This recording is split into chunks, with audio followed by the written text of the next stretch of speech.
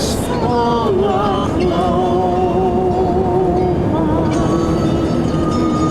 but we will need again. Places of importance geographically, they're places where there are retail outlets, because the company that produces this leaflet is sponsored by all sorts of woolen mills and whisky shops and so on and so forth. But the numbers do help us to get around the map a little bit. And Stirling is marked number 9 to number 21, Alexandria. Now we're actually going to be just slightly above that number as a little town called Balloch. And Balloch is at the very southern tip of Loch Lomond. St Montrose is a Protestant royalist supporting William of Orange.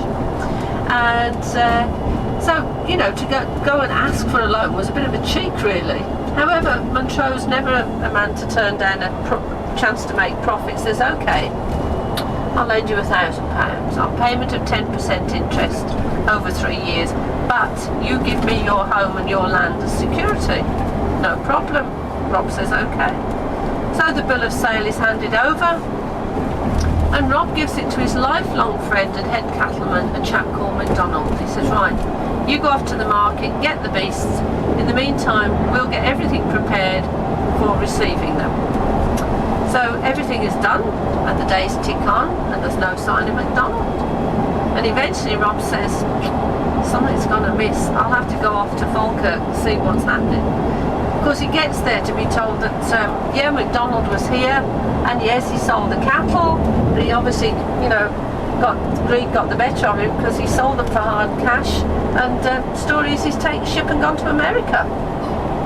So now we know where McDonald's hamburger chains began. However, it means that now Rob has no money, no cattle, and Montrose has had him declared an outlaw, confiscated his home and his land, evicted Helen, Mary and the kids. Rob comes back to find himself a refugee, if you like, an outlaw taking to the hills. And then anything and everything that belongs to Montrose becomes fair game for MacGregor. 3 times he's captured, 3 times he escapes, always more daring escape than the one before. So of course the story's being told about him, you know, probably getting embroidered a bit on the way. But the Highlanders think it's fantastic that one of their own should make one of the landed gentry really look an idiot because he just can't catch Rob. And in the end Montrose thinks, I can't, you know, I've got to get out of this somehow. So he sends a message to Rob saying that if Rob will lie and say that the Duke of Argyll is a Jacobite supporter, then he'll try and get Rob's pardon. And Rob says, no, I won't do that, because Rob's mother was a Campbell, and the Dukes of Argyll are the chiefs of the Campbell clan. So that was that. Rob wouldn't lie even to save his skin. And that ultimately was his saving grace, because when the Duke of Argyll got to hear what was happening, he said to Rob, you come up to my land, I'll give you a cottage to live in, I'll give you security, and I'll intercede for your pardon. And that's exactly what happened. Rob got a royal pardon, was declared a free man again, reunited with his wife Helen Mary, and he spent the remainder of these days at a place called Balquhidder, the Braes of Balquhidder. He died there when he was 63. Still a legend all these years after his death. Stories told about him, pubs and restaurants named after him. In fact, we shall see one very shortly up here in Bucclivy on the left, the Rob Roy Inn. So hero or villain, a bit of both. A bit of both, I think, but not particularly unusual for his time. There's a pub. But needless to say, the film, it was perhaps a bit more historically accurate than Braveheart managed to be, but there were still things in that film that weren't accurate. For instance, there's a character in the film called Cunningham, played by Tim Roth, who's supposed to be the nephew of the Marquis of Montrose. Forget him, he does not feature in the story of Rob Roy at all. They wanted some other character, and basically that was what they came up with. I went into a complete state of panic when I read about this, because when the film was released, I was involved in a lot of the promotional tour work for journalists and so on. And they sent me a précis of the film and so on. And when I got this character Cunningham popping up on every page, I said, "Who is this? I've never spoken about this guy ever." They said, "Oh, don't worry about it. We made him up." So, in a poetic license. There means little windows, and if you look at it, that's exactly how it describes itself. But look to the right, and there's the Clachan. There's the little pub right on the far right corner there. And the Winnock, the Hotel of Little Windows.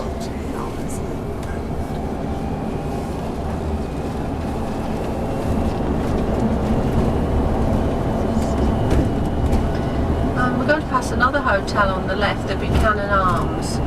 Before all this land became the property of the Marquis of Montrose, it was owned by the clan Buchanan, hence the name of the hotel, the Buchanan Arms.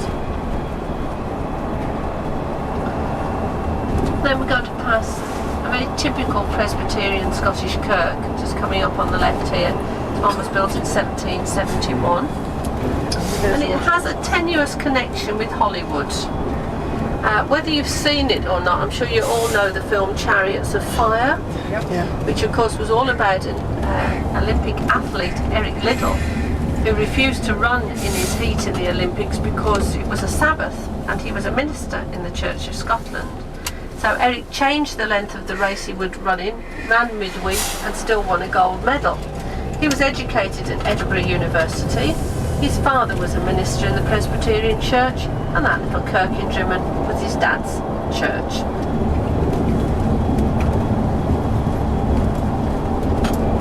Look out to the right in a moment and you'll see a little bay appearing with a statue with a wee boy on top of it.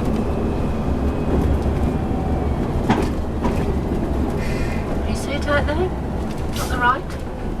Oh, okay. Well, that little statue is known as Wee Peter Playing in the Shallows, and it relates to two brothers, William and Peter Kerr. They were orphaned and brought up by a couple in Luss, and eventually William, as an adult, went down to London where he became very well known as a stonemason. That little sculpture is one of his pieces of work. And he paid to have it freighted up here, erected out in the bay, as a reminder of the happy childhood days that he and his brother had spent at the village. So a happy story rather than a massacre, a battle story. Again to the tape.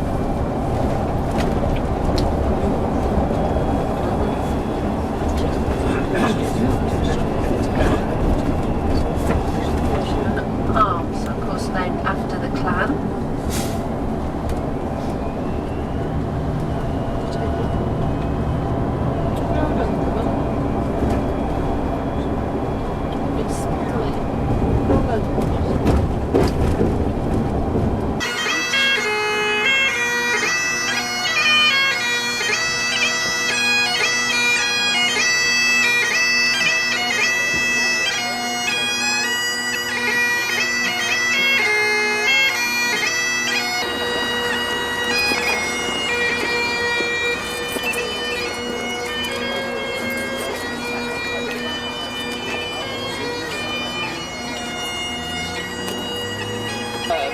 And you'll see, although we're getting towards the end of the summer, they really do look after their gardens here. They're an absolute treat.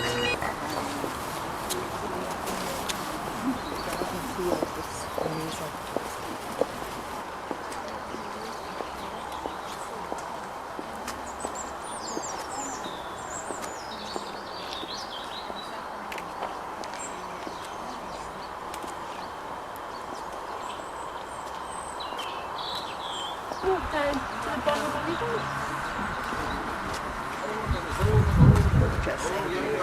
You do?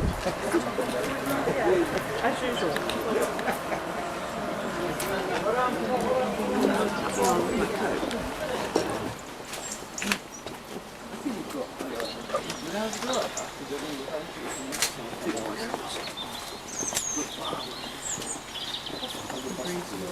Questo che è quello. Sì, bello Glasgow, Edimburgo per gli antichi famosi. Edimburgo sono casino. Lovely blue geranium. I mean hydrangea.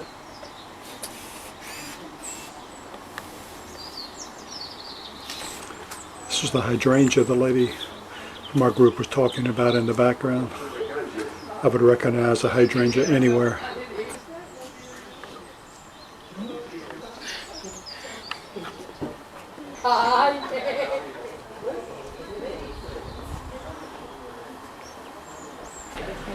We are in the village of Luss, a village of about 300 people. And if you haven't figured it out, we're on the shores of Loch Lomond. This little village has a recorded history of about 1,500 years.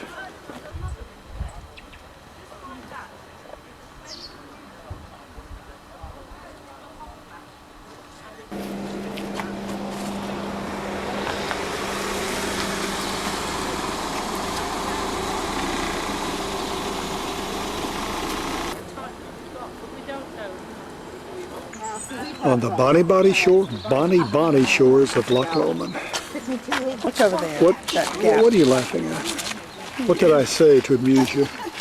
My pronunciation?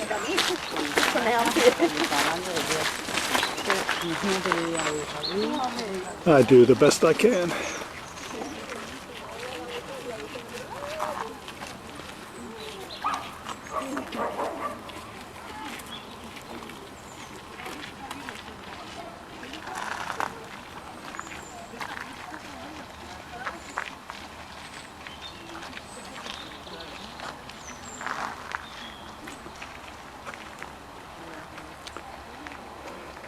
Jeannie's walking toward a wee kirk in the village of Luss.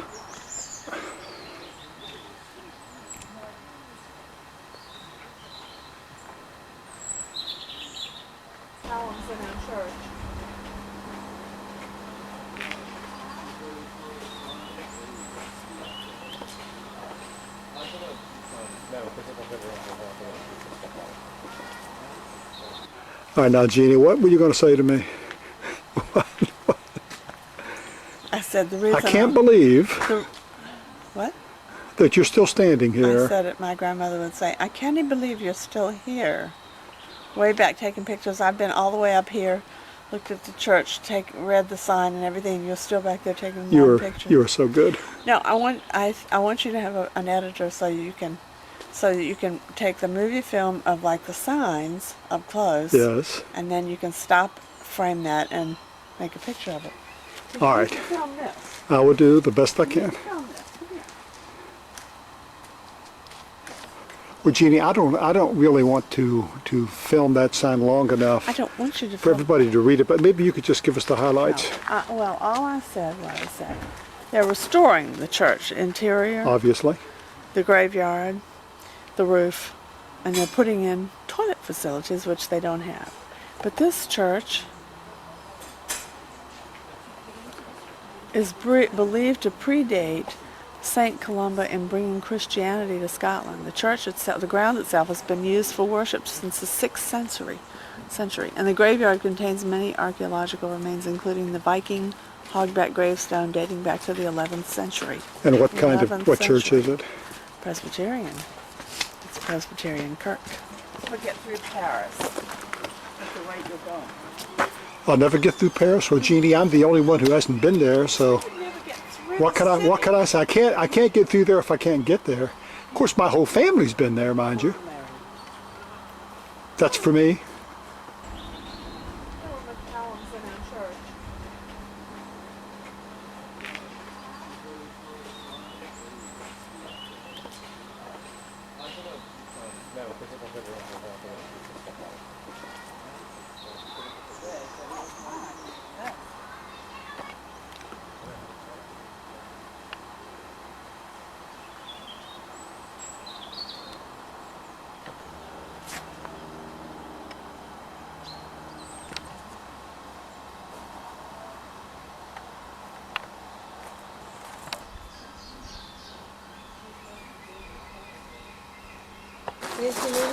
Hello.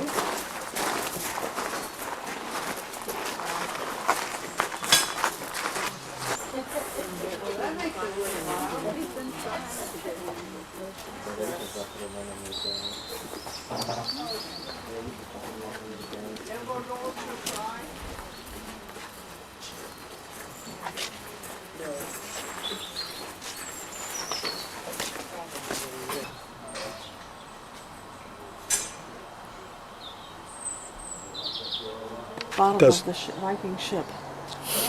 What did you call it? The It's hog? called a hogback stone. It represents a Viking ship turned bottom up. It was a Viking that died coming through here plundering and pillaging, she said. And he just never made it back. Up there he's buried. Cheese, Laura. I want to go in. I do too. We can't go in? Can't No, get I in. can't They're get all in locked. any of the doors. These are ancient. These Oh, are wow. ancient. Yeah. Those are little hogback stones. This is what she was talking about. The Viking. The Viking. These are really ancient. This one over here.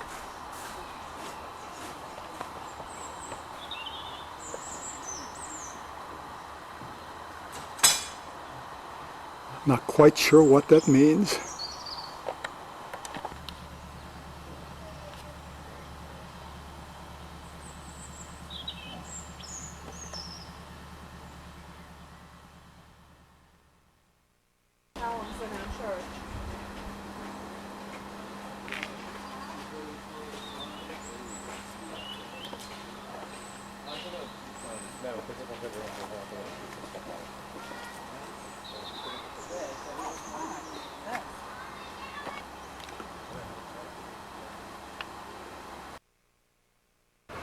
It's hard not to get just totally enamored with the flowers. Every place you turn, something more beautiful.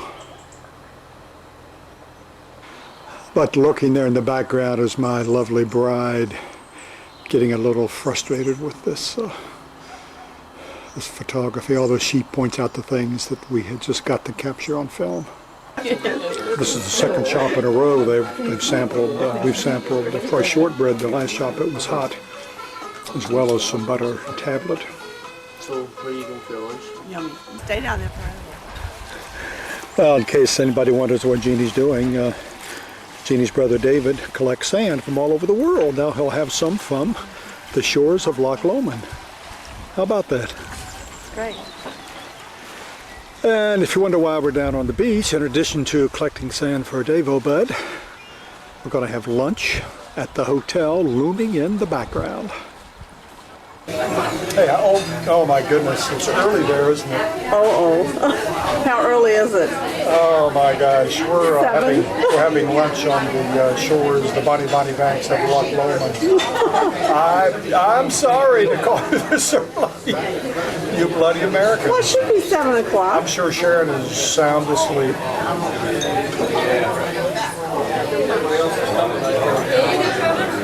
Oh, Sharon's in Brownies. Well, you tell Oh, them all. she's in Asheville, that's right. She's in Asheville. We've forgotten. Look, I'm sorry about this. It's 7 o'clock, but you have a lot to do today.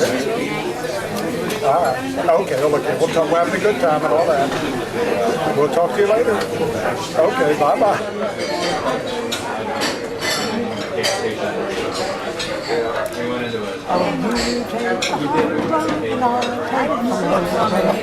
And I'll get the sky.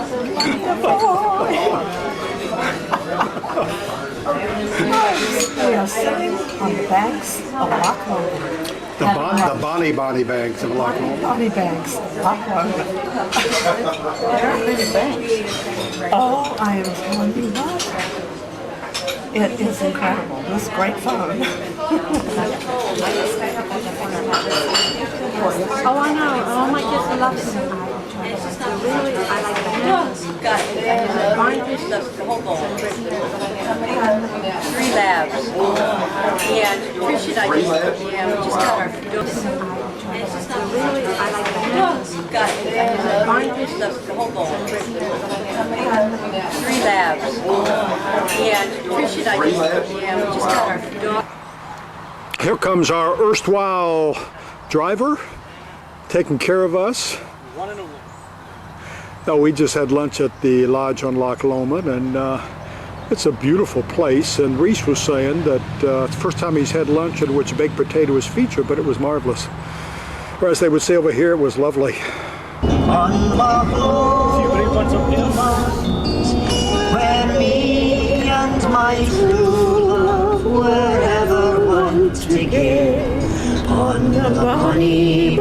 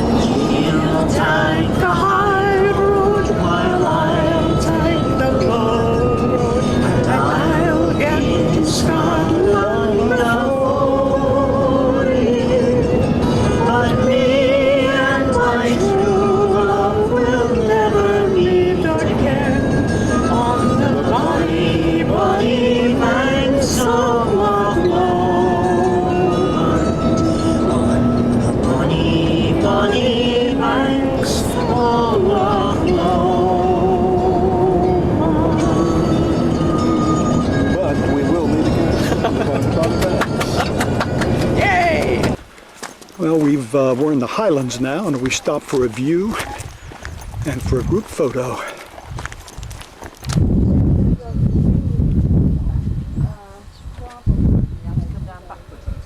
We're in the Queen's Forest, which reminds me a bit of Dolly Sods, West Virginia, except Dolly Sods is a lot more rockier than It here. looks like the Highlands of North Carolina. Well, it does that too. Oh, this is heaven. Oh, I wish I had seen it blooming.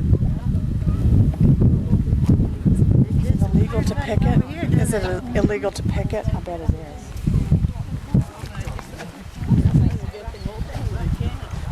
When we saw the heather in the Yorkshire Dales, it was just beautiful. You can tell who the Yahoo is. Wahoo! Wahoo, I'm sorry.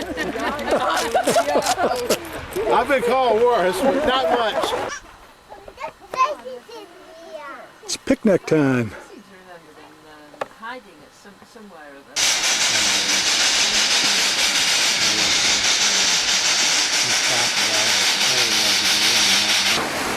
Because it's quite strong, we need to limit the amount you can actually purchase during the cruise. You know, a minimum of 10 each. Minimum of 10. That's what he said.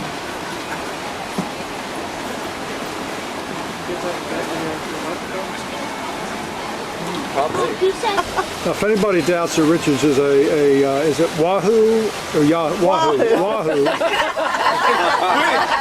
Before we leave here, he's gonna get that right. Well, Patricia here, who's used to being in front of the camera, she was describing that the other day she and Jesse enjoyed something warm and sweet. So, and I'm waiting to hear the rest of that story. Never missing a photo opportunity. right. Okay, Patricia, here we go. I just can't explain it.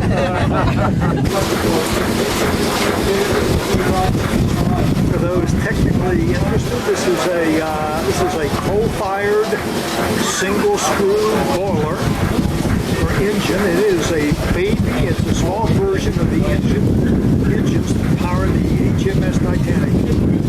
Comforting thought.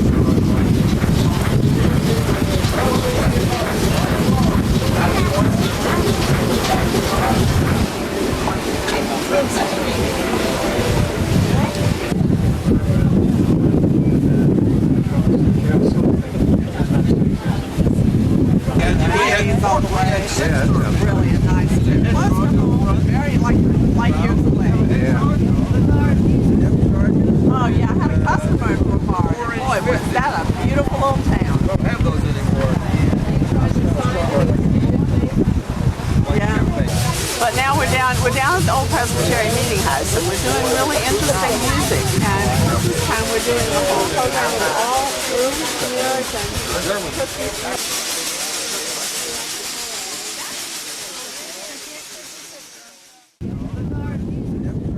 oh yeah, I had a customer for Mars. Boy, was that a beautiful old town. Don't have those anymore. Yeah. But now we're down at the old Presbyterian Meeting House, and we're doing really interesting music. And this time we're doing the whole program with all through music and